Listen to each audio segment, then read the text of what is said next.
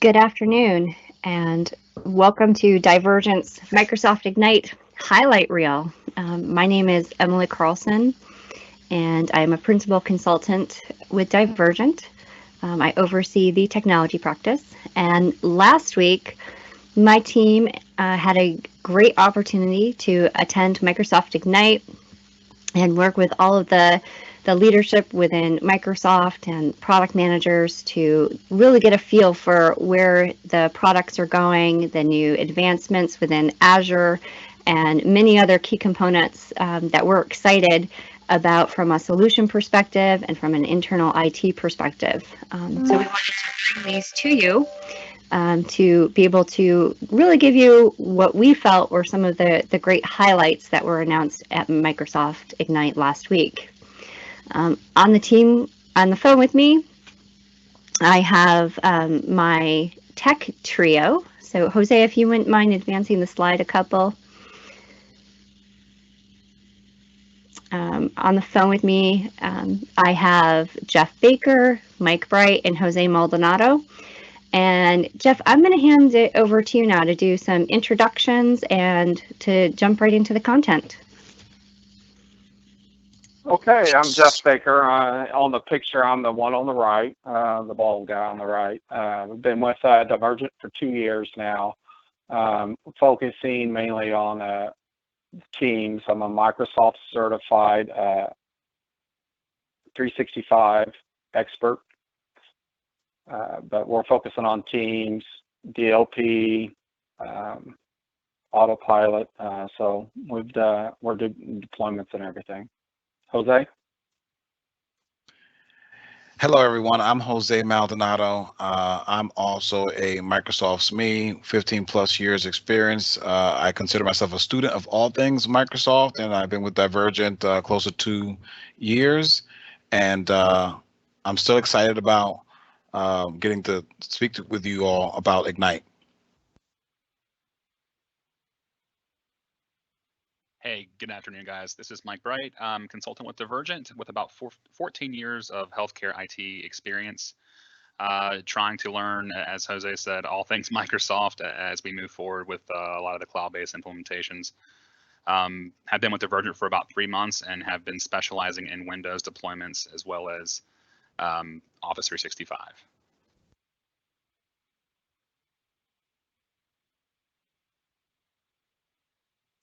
If you could go to the next slide, Jose.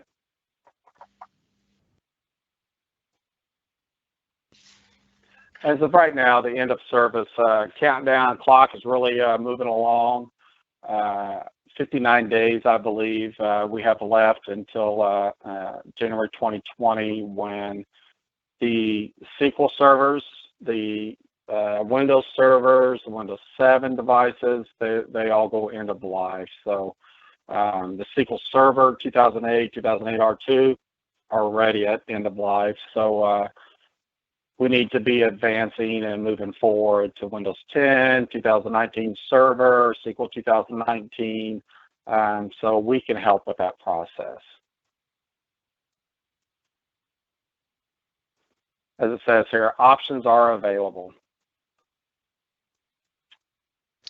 Hey, so this is Mike. I'll get us started with Teams. So I think one of the things that was my favorite for the announcements for new features for Teams were the multi-chat windows and to being able to pop out your meeting from Teams. I know a lot of us that use Teams are frustrated with the fact that if you're in a meeting and you need to go back through one of those channels to look for content or to reply to a chat, the meeting basically is popped out and you've lost your place where you're working previously. So that's going to be a welcomed feature. But private channels were something I think a lot of the clientele and customer base have been looking for quite a while. The ability to be able to have those channels within a team private, so you can share financial information, confidential information amongst certain key team members, and to be able to keep the rest private from the other members of the team is a really huge feature for Teams that's just been announced. Guys, any one thing I'd like to interject here is the DLP. DLP is a really good feature that's coming through where you can create templates through Exchange, and it's all on the back end through SharePoint and everything else, that you can stop the creation of Social Security numbers, credit card information from going out through Teams or going through Exchange or Outlook.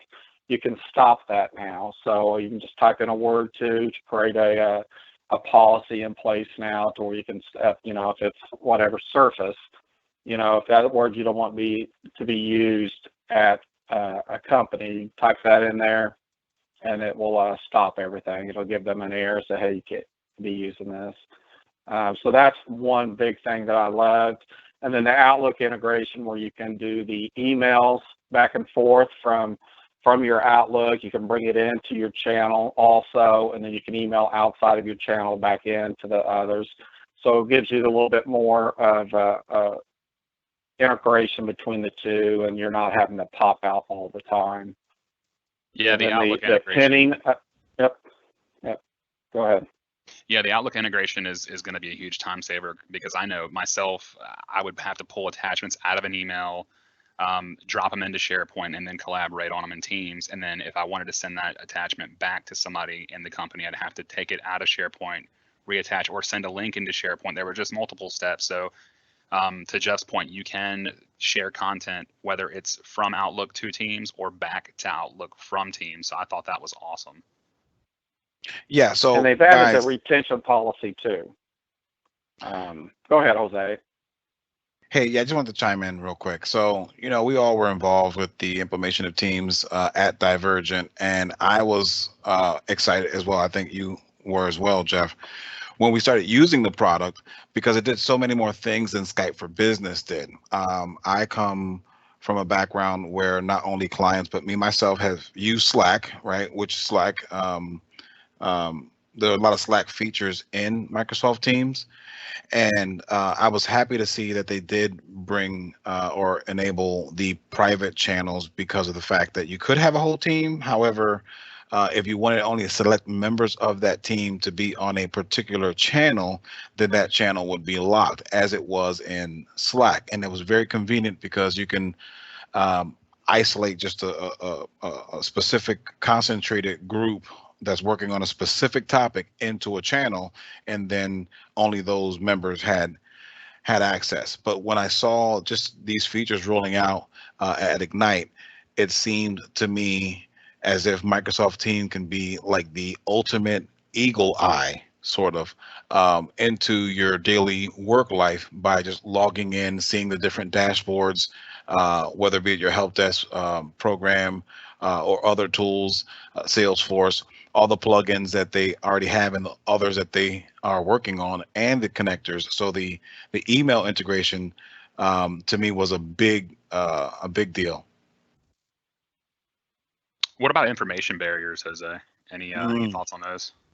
So, Mike, I've got to defer to you on a good use case for the information barrier. Yeah. So we were talking at Ignite, and sometimes us IT guys have our blinders on, and we think technology, but with the healthcare background, there would be certain instances I could see us using those for sure. One, I know back in my experience, certain end users fancied certain technicians, and they would go directly to them and circumvent the ticketing system. So if you wanted to have an information barrier set up to where your end user population could not directly contact your technical staff directly to avoid the ticketing process, that would be a good use case for that. I believe in the conference, I think investment banking or financial advisors not being able to talk to mergers and acquisitions for that insider trading information, that'd be a great use case to implement that in your business. There's several others, but that was the one that stuck out in my mind the most, being in healthcare, was being able to have your IT guys being able to have lunch without having a direct message come up from an end user. So I thought that was kind of cool. Okay, so if we're using that as a, I'm sorry, Jeff, but if we're using that as a use case, so if I am working the help desk and there's someone in a different non-IT department, you're saying they can't message me directly at all? You could set it up that way, certainly. I just Okay. that was a use case that kind of came to mind where you could solve that issue, but I'm sure there's a million ways that you could implement that. Okay. The only reason I'm saying that is because if I'm friends with someone outside of the IT department and they wanted to message me, hey, what's for lunch? Will that barrier block that sort of communication? Yeah, and I think you can set up just to the granularity that you're looking for, whether it's sharing files or even chat. I don't know that it's an all or none. I do know that it's not an all or none. You can actually block specific functionality. So if we didn't want to send files through SharePoint or even chat or phone calls or that sort of thing, you can get that specific with it. Yeah, and so that's the other thing that I really like about the Teams administration, and also I guess a lot of the admin consoles where Microsoft has given us the ability to become extremely granular, and we need that granularity in IT because there are specific use cases that we've all experienced where you can flip this switch on as a whole, but you can't flip it on for certain groups or certain cases, and so on and so forth. So the fact that we have that granularity and it exists probably will help us as IT professionals truly customize and tailor this product for our clients. And Jeff, I know you had some information you wanted to share. Yeah, I was wanting to talk about the retention policies too. As one of the things I was wanting to talk about. It was the if you can set now the retention policies on the files, whether or not if somebody deletes them or not. You can user can set it 7 days, 3 days, and they can delete it, and then the corporate can set a different retention policy. So they won't see that they'll see that the document was deleted, but corporate can set a different retention policy to 7 years. So you will always have that document or that record of the recording or the webinar. If we delete it and somebody wants to get it back, it will always be available under eDiscovery. So that was a really interesting point that they've done. So, and then the pinning of favorites also, where you can pin a channel to the top of your box where the activities is. So it's always up there at the top. If you're frequently in a channel or in a team, you can pin those now to the top. So that was another feature that was added to that people were looking for. So jumping back to the retention policies, they've actually made it to where the retention policy can be set to as little as 1 day. And I know that was Yes. not having that feature was problematic for certain use cases. We talked to somebody, Jeff, I think she was the lady we talked to, she worked for a municipality in Florida, where that was a barrier for them. They had to be able to have the information be retained for no longer than 1 day for legal purposes. And I think law firms are similar in that regard, but that kept them from using Teams the way they wanted to use it. So now with the addition of that Correct. feature, that Yes. opens up a whole new world for them. Yes, it does. And hey guys, just one thing that I see on this list that I'm interested to hear your feedback on, the virtual consult. So this is really kind of going to open up an additional span for Microsoft Teams within the healthcare vertical, correct? Yeah. Yeah. So this is Mike. I can speak to that a little bit. Oh, go ahead, Jeff. Yeah. No, I was going to say it's just not for the healthcare either. It would be for legal also, or anything that or virtual hiring events or anything to that point that either a doctor, you can set up the appointment in the calendars and send the invite to a patient, or you can send an invite to a client that, if it's a lawyer that they want to be able to speak back and forth because if somebody can't come in, whether or not they're hurt or whatever, and they can set up that virtual consult and talk back and forth. And any pictures that are taken, documents that are done in that virtual consult are secure. They're HIPAA compliant because they're all saved up into the cloud, into Microsoft's cloud. So nothing is retained on the phone. If you're taking a picture with the Teams app, it automatically is stored in the cloud. So that's the big thing about the virtual consultant. I mean, it can go across a span of different platforms for businesses. Yeah, and I think Jeff hit the nail on the head with most of his points there. One thing I did want to add was so when the let's say in this case the patient, since we are geared towards healthcare, at least in this conversation, based on Emily's question, the patient, when they receive the invite from the physician or the administrator that's keeping the physician's calendar, it's a generic branded invite where they see the time, where to click for the meeting, that sort of thing. So no one's personal contact information is shared. The user is able to click that link when it's time to see the physician. They enter a lobby, and the physician is able to control when the patient enters the waiting, or not the waiting room, but the consult room to begin the visit. Pretty cool stuff. There's also a number of features built into the app to help the physicians communicate back and forth. Shifts is integrated into that, where they can look to see who they're working with that day, view their calendar or their patient list from a kind of a bird's eye view to see the full day. They can send photos back and forth to each other, HIPAA compliant, where they can actually collaborate on stuff. Very cool features.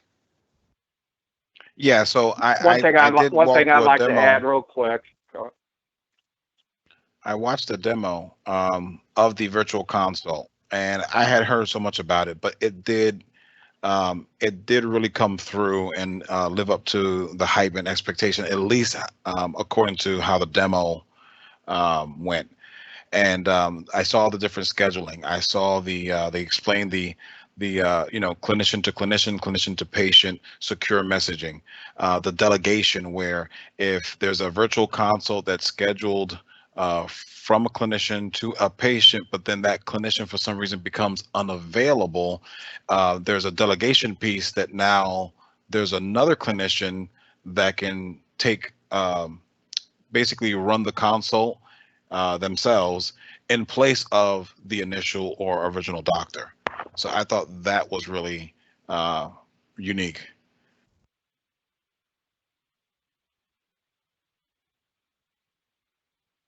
And the one last thing I wanted to add to about the different platforms teams can be used in for different businesses is they're coming out with templates now that are around education, around legal, around the small business, around finance, around the healthcare. So they are really bringing all these other businesses in, and they're making a concerted effort to make sure that we have the easiest steps to move everything forward and show the clients what they need. So Jeff, for those who don't know, so what's a template? What's a healthcare template, a legal template, education template? Well, yes. Well, it's an easier way to upload a team to the site. It'll set permissions. It'll help you create. If we're talking about just a hospital org-wide template, that it'll set up a few channels, and then it will add team members and everything into those channels once you've got everything set up. Or you can send an org-wide email, or you can set it up as a ward or floors templates. You can set those up, and then you can add, for whatever floor, ER in there, or outpatient wards. So you can just set up permissions level, and it's already automatically set up in these templates. So you don't have to go through and do step by step every time you're trying to implement these. So it's making it easier for us to import everything, because it always it's that human error that always is always most of the issue. So the most you can do automate everything is better. So what you're saying is a workspace can be created, right, for a healthcare organization, yes. And it will it's basically a model Teams workspace. It would already have the departments or the segments like ambulatory, surgical, radiology, and all the other things you mentioned, right? Yes, and then it makes it easier to put the customer's own spin on things too, but you have a template of just the bare bones, and then you can add things to it. Some of the templates are not just bare bones though, but I mean they're pretty thick. Have a lot of rooms and channels and everything else in there too, but you can really define what you want by creating those templates. So the session on Teams that we saw together at Ignite last week, does anyone other than me feel like I wanted them to kind of continue on and show me more? Yeah, Oh, absolutely. I was definitely enjoying the content for sure. And there's a couple of features that we haven't bullet pointed on the slide here. One was you can actually now at multiple channels, so you can communicate one message and send it across multiple channels for that mass communication. I think that's going to require some end user education before we kind of get too far into that. I think you could kind of find yourself into a reply all storm, so to speak, with that feature, because it does create a separate thread in each channel and a separate conversation. So you can, I think, reply all or at up to 50 channels at a time. So useful, but could be dangerous at the same time. And then going back to the virtual consult, if you wanted to send an urgent message to a physician with clinical or patient information, and you wanted to mark that message urgent, it will remind that physician or recipient, I think, every 2 minutes until the answer or the message is answered. So I thought that was pretty cool as well. That is correct. It'll do every 2 minutes up to 20 minutes total. But we could talk about Microsoft Teams for another 3 hours with all the new features that they've had, because there are quite a few more that just pops into your head. But we are getting shorter on time, so we need to move on to the next slide, which I believe is Azure.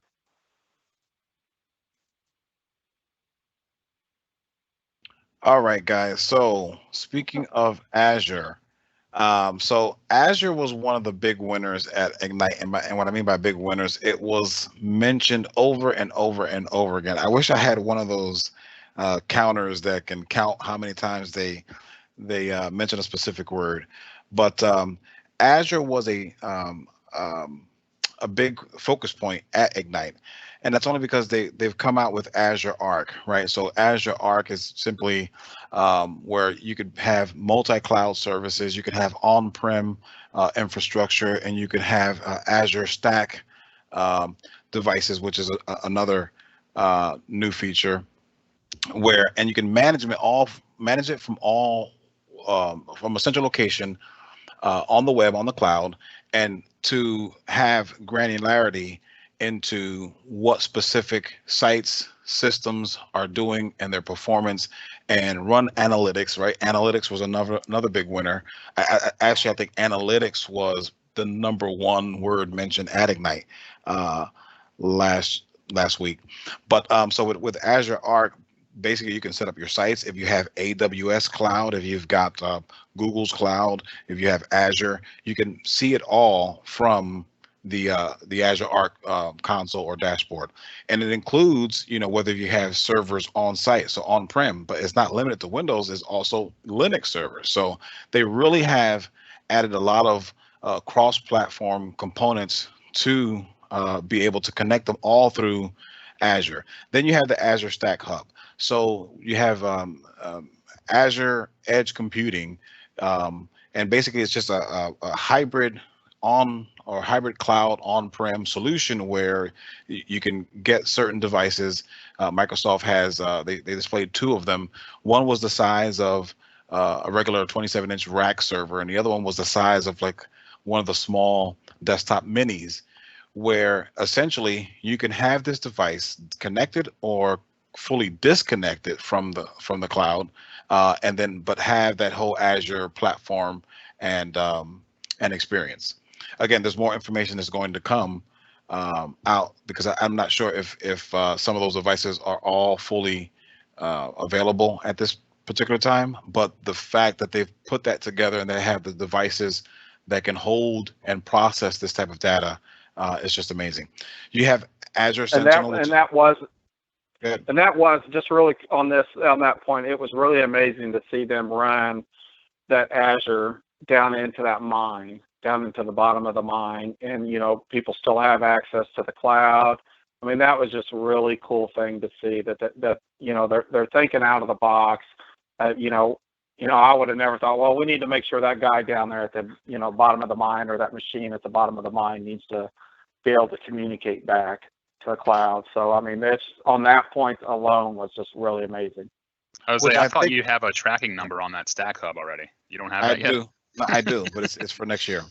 Gotcha. No, so what I like about the Azure Stack Hub and is Azure edge computing is the fact that now we wrestle a lot with the cultures with different clients and how some clients are up to date and they're almost forward thinking in their IT models, and then some kind of lag behind, and it's not so much because of so much of the mindset, but sometimes it's because we may have um, applications, right, that we have compatibility issues with, right? So we have to kind of stay behind and run a virtual Windows 2000 server just to run a certain application in radiology or things of that nature, just as an example, right? But I think that with those clients that are skeptical about the cloud, skeptical about security, the fact that now that they can get their hands on and have a hybrid on-prem cloud device where you could actually close it off from the cloud or connect it to the cloud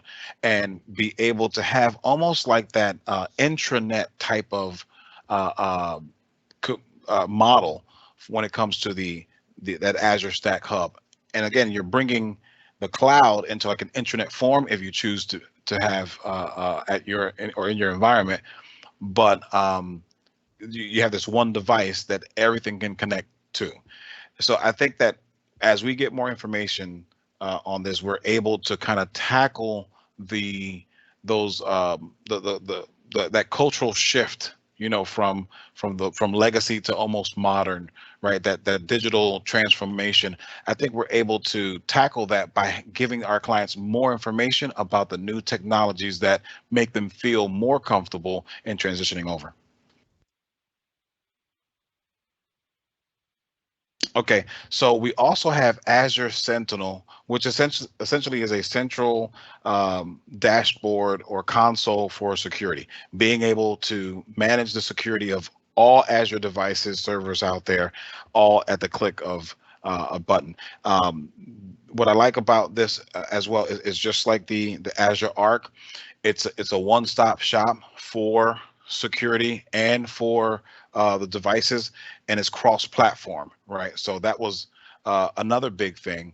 Um, the last one that I would like to mention is the Azure Synapse. So data analytics, right? So analytics again, right? The number one word mentioned at Ignite last week. So Synapse is again, so it's a dashboard or central location where you can actually analyze, query, I mean, literally like a petabyte of data at one time. And they did a benchmark against AWS cloud, and they also did one against Google's cloud functionality.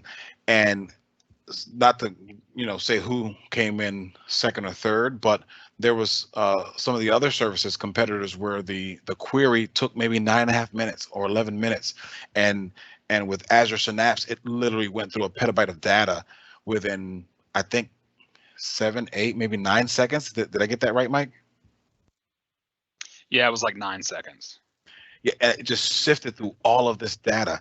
And the reason why my mind was just blown away completely, because I remember about maybe, I want to say about 9, 10 years ago, and I was sitting in a room.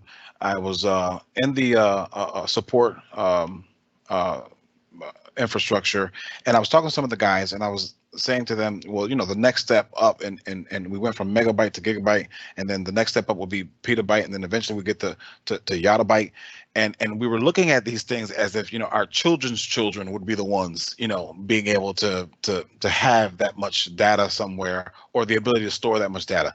Well, that day is here with Azure, right? And being able to set up certain infrastructures where we can have that much storage in Azure. But I believe that Jeff said something about there was X amount, more than 50% of data is unanalyzed or something to that effect in your own infrastructure, right? So Yes, with it data was analytics, 76%. 76%. That's a high number. So with Yes, it was. It was hard to believe when they presented that in that keynote that 76% of the data that the companies have out there is not being used. They're only using 24% of the data they're getting. So that's 76% of the data is not analyzed. So something like Azure Synapse, when you have a lot of data, being able to analyze it, query it, and the queries also get extremely granular based on what I've seen. And again, we didn't get into it too much. We saw a lot of it during the keynote address, but there was just a lot of excitement around the Azure Internet of Things and Azure Edge Computing. Yes. Analytics, analytics, analytics. Say that fast 3 times. Next one up, Microsoft Endpoint So Manager. the next one, yes, it is. Jose's pretty good at giving the MEMI examples, but this is just really showing. It's coming from SMS to SCCM to the Microsoft Endpoint Manager, Configuration Manager. The steps of the growth of it all. So now it is what I'd like to say. It is a beast now. Just the amount of devices it can manage. It is the catch-all of everything that they're pulling everything in to the Endpoint Manager to be able to manage the devices, the applications, the servers. It doesn't matter if it's the PCs, the phones, or whatever it is. It doesn't have to use SCCM. It could be just cloud-based only through Intune. You can use it through SCCM also. So this is just really big steps that they're making, but everything that they're pulling into this.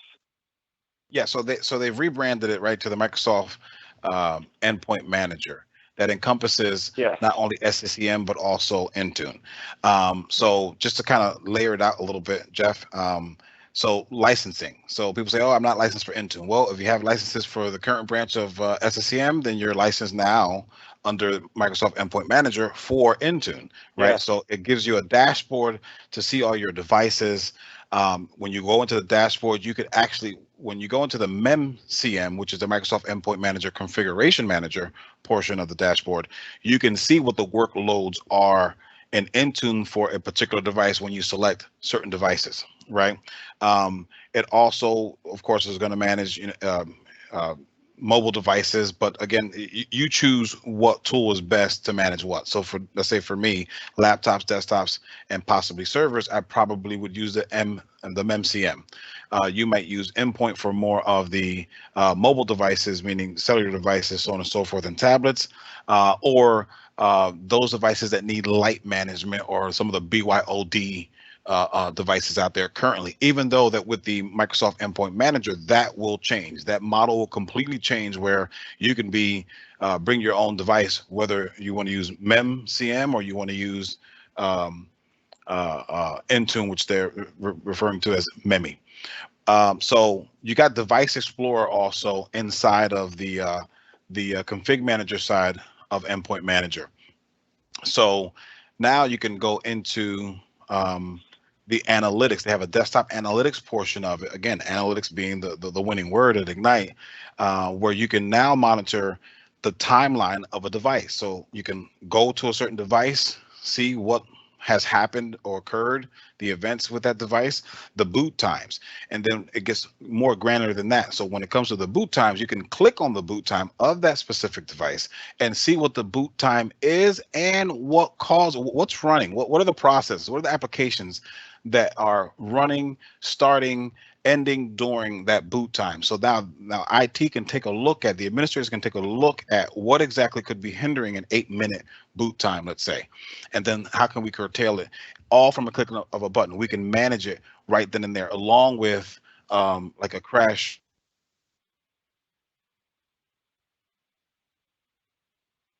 Oh, did we lose him? Might have lost Jose. Okay. Hey. Hello. Okay, Can you hear so me? I can go on. There you are.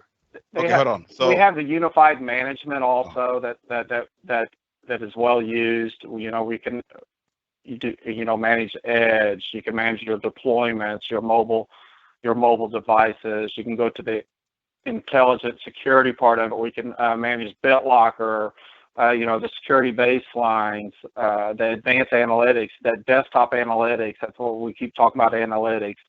That is something that we need to be looking into more, the real-time advanced threat protection, because now they have it where you can have the mobile threat detection on unrolled devices now on the BYOD. So that is all You guys stuff hear me that's now? all available through the endpoint. Yes, we can, Jose. Okay, Go ahead and I'm hop back sorry. in. Okay, thanks, Jeff, for picking up the slack. Okay, so the timeline of device, also the crashes, right? And then not only can you see the crash on that one device, but also Microsoft is all, kind of feeding off of your particular um, telemetry or data that it's pulling in those analytics. So now whatever crash you may have, and let's say you look into a crash and let's say it's one of your agents that's currently deployed to the machine or running on the machine. Well, you can match that against the crashes worldwide because of telemetry against or who's having similar crashes for that same particular software agent or utility.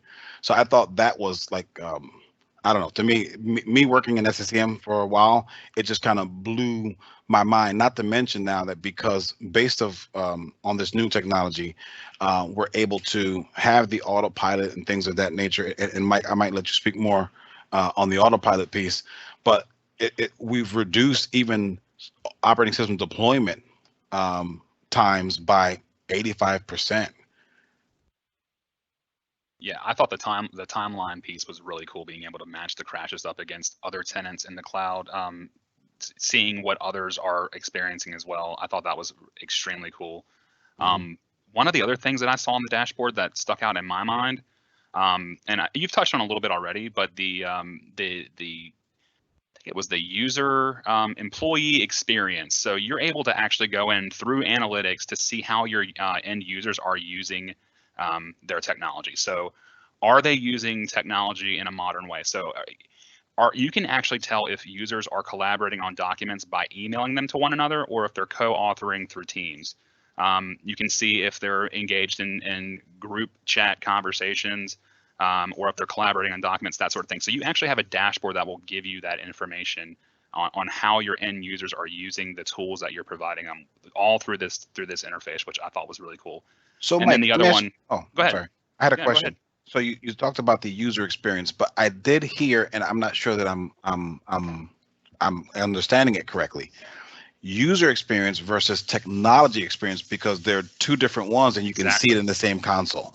Yep. Right. So in the technology experience, you can actually go in to a dashboard, and you can and you touched on a little bit before, but you can look at the boot time in segmented chunks. So 14 seconds to process group policy, 53 seconds to load EPO agent, whatever it is. It actually gives you a real-time breakdown as to what your boot time is being spent on, so that you can take a deeper dive into that and actually remediate issues one by one to try and trim off the fat on that boot time. So I thought that was extremely insightful and cool. So they are broken out into two spaces. So they also had DFCI. I don't know if you caught that one or not, but it was their way of managing the firmware on devices, mainly like the BIOS and things of that nature, right? So they have it from this particular console. Now you can disable, let's say, like the webcam, right? But it does it at the firmware level where no power is going to the webcam. So there's no software, there's nothing extra that needs to be done, and there's nothing an administrator can enable or disable at the workstation level to enable let's say the webcam, right? So let's suppose that there's some kind of policy that stops the webcam from working, but a hacker hacks into the workstation or the laptop and turns on the camera. With the firmware turning off all power to that particular device, now there's no way of enabling it, right? Yeah, it won't even show in Device Manager. It totally disables the device. Correct. That was a great feature. Yep. And now that being said, I mean, vendors and OEMs are going to have to start providing more of these firmware updates, to Microsoft, or make them readily available so they can be loaded up. It's not an automatic thing or by default, but I think that we're getting there. The only piece I want to mention, well, actually, there was two things. So the productivity score. there's a prod score now, right, on the workstations to see where, how it's performing, right? And then again, it has granularity that you can look into and then make adjustments. Then there's that threat vulnerability management piece that you can basically find out what threats are out there and then match them against your landscape, and also what vulnerabilities are within your landscape, and literally almost instantaneously by making a few clicks, because the database is there to patch these devices in no time. Yep. And the insights and just to be recommendations. clear too, it was the PC performance. It wasn't the user performance on that one. They haven't got to that point yet to where they decide how well the user is actually performing. Well, I trying to be a saw little that. funny there, but Oh, I got you. Yeah. Well, it's an experience, so hopefully they're not gauging well, if this console can gauge employee performance, that would be a good thing for leadership. Hey, guys. It will tell you how they're using the applications, that's for sure. Hey guys, can I ask a question? Sure. So right now we're obviously, working on a lot of 7 to 10 conversions. A lot of that time is spent up front looking at hardware and application compatibility. Would this help to streamline some of that process for organizations? Is there something there we can use to help with that? absolutely, the desktop analytics. They used to run the maps all the time in the environment, but that desktop analytics really gets into as Jose says, the granular of everything. So it would tell you the licensing, it tells you everything, and it goes in a lot deeper than what the maps does. So there is an application compatibility database that Microsoft maintains that you can run that against your current environment, and it'll tell you whether or not that application's been tested and compatible with the current build of version or current version that you are going to target for Windows. And you can also identify, so with there's like a prepare pane in the administrator tool that will help you identify pilot devices, and then assess readiness, and that's part of that piece, is being able to go in and match your environment against what they've already deemed to be compatible.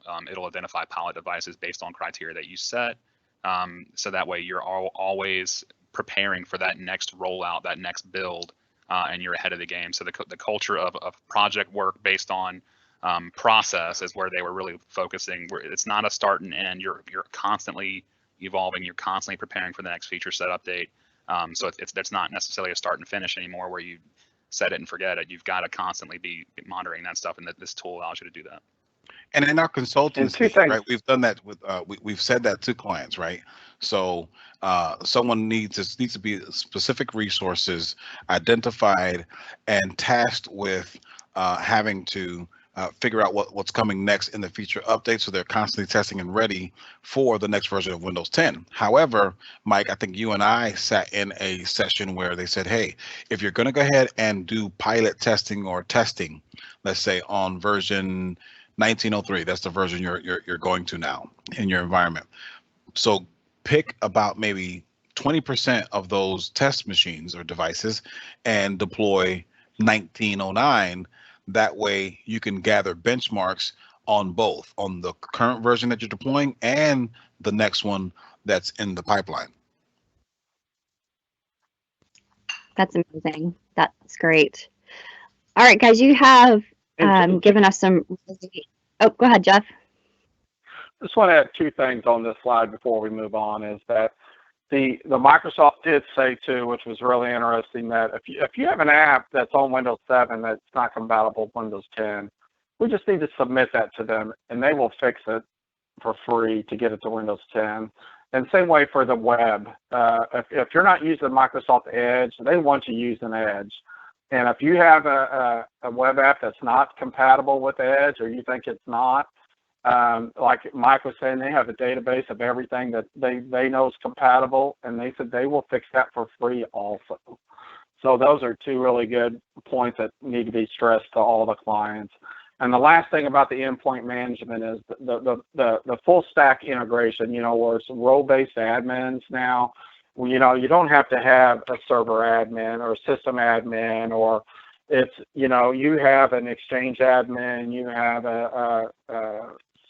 just, you know, SCCM admin.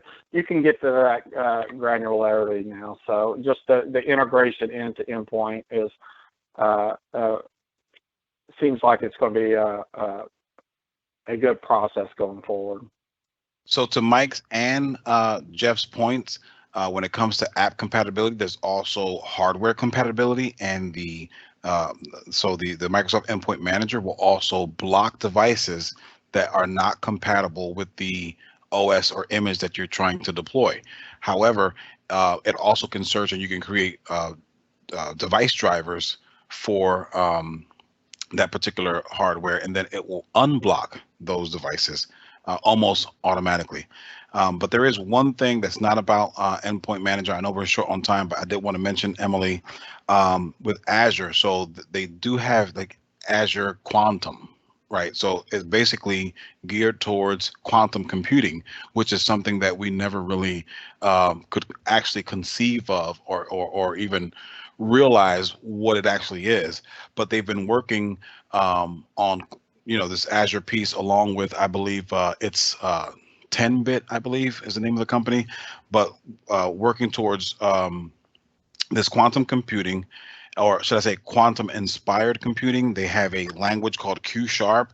They have released or about to release a QDK, quantum deployment kit, and there are certain universities already using this this technology for like the MRIs or the MRI fingerprinting and things of that nature. So I want to give that an honorable mention. Again, we don't have a lot of data on it, but I wanted to put it out there.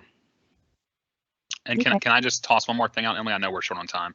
No, Jeff mentioned Edge a little bit, and one of the cool things that I saw at Ignite is now if you do move to Edge, you can control all your policy through one browser. So if you have a legacy app that requires Internet Explorer 11, it will emulate IE 11 through Edge, so you're maintaining one browser.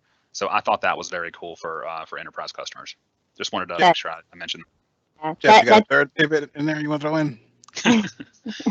So that definitely is, Mike. You know, how many times have we had to help to stand up some of those the browser governance strategy because there were, you know, multiple browsers being maintained in the environment. It was a pretty cool feature. All right, so you guys have definitely gone through a lot of technical information. One thing I kind of want to hear from each of you is what's something that you took away? So outside of just the technology piece, Ignite is, you know, such an amazing event. What were some of the key takeaways for you? Mike, I'm going to start with you, and let's hear what your thoughts are. So I would say don't take your kids to Disney World right after Ignite, because you're going to do some walking while you're there, and make sure you wear comfortable shoes. Oh yeah. Little tired from all the walking, but in all seriousness, I would. So if I had to do it all over again, I tried to schedule my sessions back to back to back to back to back. You're not walking that conference center in 5 minutes. I'm here to tell you, it's not going to happen. So just have a topic of interest in mind, of an area of focus. And try to attend as many of those sessions as you can, but be mindful of your time. So, and also budget some time to kind of organically stumble upon a session that you may not have otherwise thought you would be interested in. Be open-minded and try and just expand your horizons and sit in on something. You may find a session that you otherwise would not have attended that you enjoyed. So that would be my takeaways from it. Awesome. Jeff? My takeaways are that the biggest thing is that we're just scratching the surface on Teams.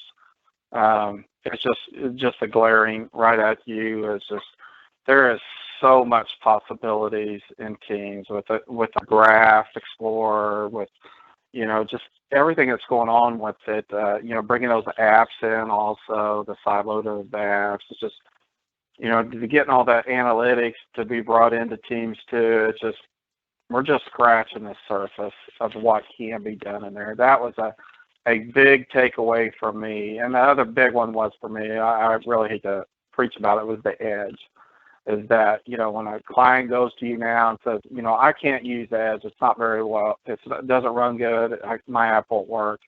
They showed all the benchmarks again about, Edge versus Chrome and Firefox and everything. And, Edge is up there leading the way. And then, they've got that integration where all the apps should be working fine now. So that was the two really big takeaways. And I do agree with Mike about always having something open, because we did that a couple of times when we were there this last week, where we decided on one thing and then we walked by another room and saw another one and was like, yeah, let's go in here first and let's see what's going on there. So that's you really got to keep your mind open to what's going on in the environment, because I've learned a lot since then about other things that were being presented that really is informative that I would like to see, but you just don't have enough time to see everything.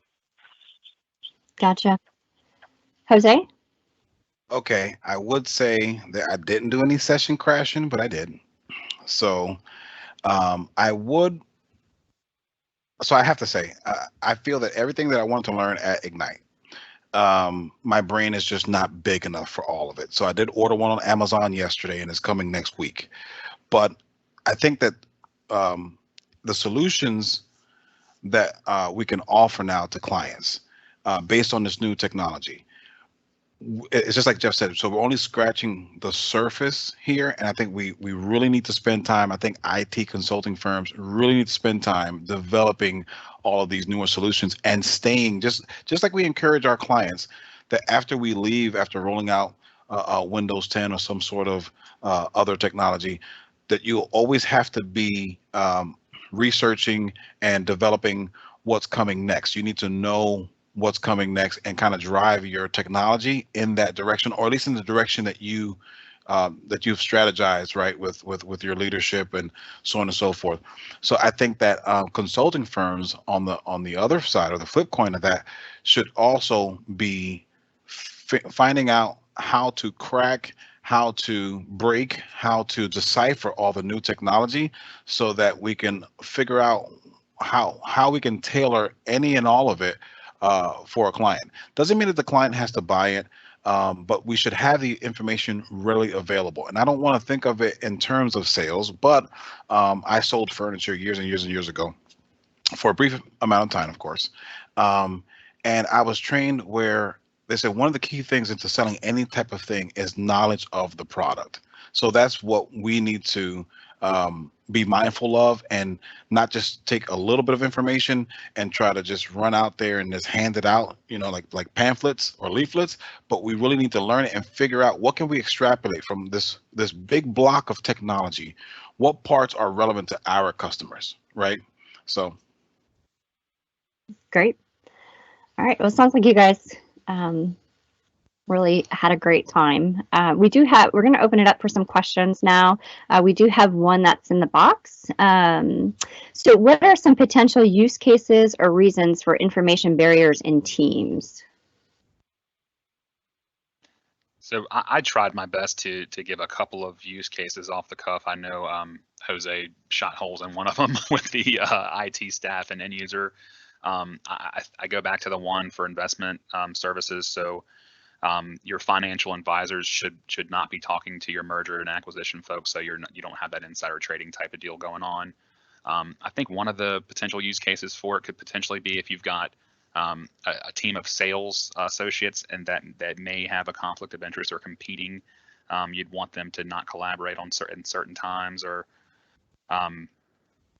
client poaching or something to that effect. So that could be a potential use case for it.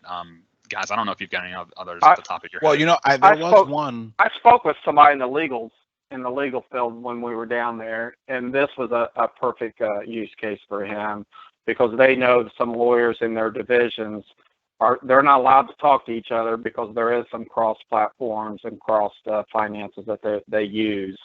So the one gentleman I talked to said that's going to be a great thing for them to use that. Well, I'm going to look at it from the perspective. This is how I see it. Years ago, I had to travel to South America for a huge company that was taking their company and breaking it off into 3 separate companies. And it had to do a lot with the fact that they did, or Department of Defense, and then they had other parts of their company. Well, in this particular part of the world, they had the DoD segment and one of the other segments housed in the same facility. So they literally had to build a wall that ran through the facility. Even though it had windows, you could see the other side. But basically, the Chinese walls were not enough, right? So they had like a physical barrier because of the rules that govern whatever the government contract was. So I'm thinking that if it is one network, and you did, like Mike said, you had like merger and acquisitions, or you had like a third party or separate entity that also had to look into access data on your network, but cannot communicate with another subset, or they are the subset and can't communicate with the other set of the community or I'm sorry, company, then that information barrier probably would be very helpful. And the biggest takeaway I get from all of this, on all the questions and everything that we learned at Ignite, it's a culture change that's happening now. It's just the applications, everything's going to the cloud. Everybody's got to learn something new. It's that culture change of bringing something new in, because if you're not ready for it, you got to get ready for it, because it's happening. Because you will be left behind, the client will be left behind. It's that culture change that's coming. But also, Jeff, collaboration is having its day too, right? You said that Teams is a big thing around scratching the surface. So collaboration is huge, right? But that comes along with, okay, back to my point of, all right, the service adoption. How do we give this information to clients where they get to choose whether or not, or feel comfortable enough that they know enough to make that change, not so much that we're trying to sell it to them. Yes. So Jose mentioned the word of the day. I think Azure was one, and data analytics was the other term that was used a lot. How many times did you hear Server 2019 or server at all, for that matter, mentioned during Ignite? I know I didn't. I heard serverless is what I heard.